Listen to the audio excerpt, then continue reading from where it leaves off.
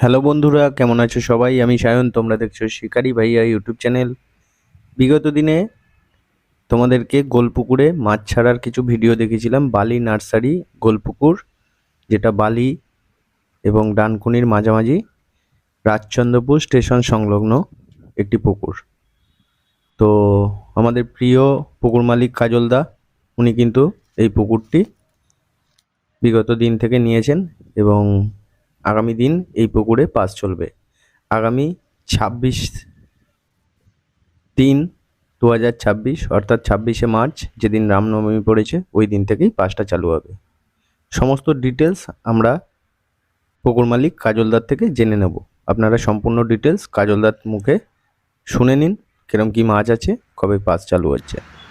আমাদের বালি নার্সারি গোলপুকুর, এই পুকুরটা আগামী 26/3/2026 রামনবমী, সেদিনকে ছুটির দিন, বৃহস্পতিবার, ওই দিনকে আমরা ওপেন করছি। এবং বৃহস্পতিবার এবং রবিবার সপ্তাহে এই দুদিন পাস চলবে। পাসের মূল্য করা হয়েছে 2000 টাকা। সপ্তাহে দুদিন চলবে, পাসের মূল্য 2000 টাকা করা হয়েছে। আর গতবারের যা মাছ বা এর আগের যা মাছ আপনারা জানেন, এই পুকুর থেকে কোনো মাছ জালে 1 টাকা মাছও তোলা যায় না। সুতরাং যা মাছ আগের ছিল প্রায় এবারে আমি 2.5 থেকে 3 কিলো সাইজের যে মাছগুলো, রুই এবং কাতলা, এই মাছটা প্রায় 1 টনের মতো আমরা ফেলেছি। আপাতত এই 1 টন পড়েছে। যদি আবার আমার পুকুর যদিও আছে, মাছ পড়ে, মাঝে মাঝে গ্যাপ দিয়ে আমরা মাছটাকে ফেলে যাচ্ছি কন্টিনিউ। এবার মাছ যদি আমার যেটা আগের ছিল এই পুকুরে 45টা টোটাল সিট ছিল, 35টা ছিল মাচার সিট আর 10টা ছিল আমাদের মাটির সিট। আমি গতবারে যেটা দেখলাম চালু করে, যে এই মাটির সিটে 10টা সেখানে জড়িয়ে যাচ্ছে, এর সঙ্গে জায়গাটা খুব কনজাস্টেড হয়ে যাচ্ছে। স্বাভাবিকভাবে ওখানে 10টা সিটকে আমি 5টা করে দিয়েছি। অর্থাৎ 5টা সিট ওখানে, যেটা 45 নম্বর ছিল সেটা এখন 40 নম্বর হয়েছে, অর্থাৎ 36 থেকে 40। এই 5টা হচ্ছে মাটির সিট আর 35টা হচ্ছে মাচা। মাচা আপনারা দেখেছেন, মাচা নতুন করে একদম ফ্রেশ, প্রত্যেকটা মাচা টাইট ফিট করে, যাতে কোনো রকম কোনো দুর্ঘটনা না ঘটে সেভাবে মোটামুটিভাবে করে দেওয়া হয়েছে। আর ছিপ সকালবেলা যেটা আমাদের পাস চলবে, সকাল 6টা থেকে সন্ধ্যা 6টা অবধি।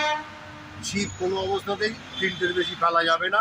3 গাছা ছিপ, টোপের কোনো বিধিনিষেধ নেই, একমাত্র বাদাম কোল বাদ দিয়ে, খোলের টোপ বাদ দিয়ে সমস্ত কিছু টোপ আপনারা পাউরুটি, ছাতু, সুজি আপনারা সবই ইউজ করতে পারবেন। টোপের কোনো বিধিনিষেধ আমাদের নেই। হ্যাঁ, এবারে যেটা আমার একটা রেস্ট্রিকশন করা আছে, চিতল মাছ যদি কোনো অবস্থাতেই শিকারীরা ধরেন, সেটাকে কিন্তু পুকুরে ছেড়ে দিতে হবে। এটা কোনো অবস্থাতেই মারা যাবে না।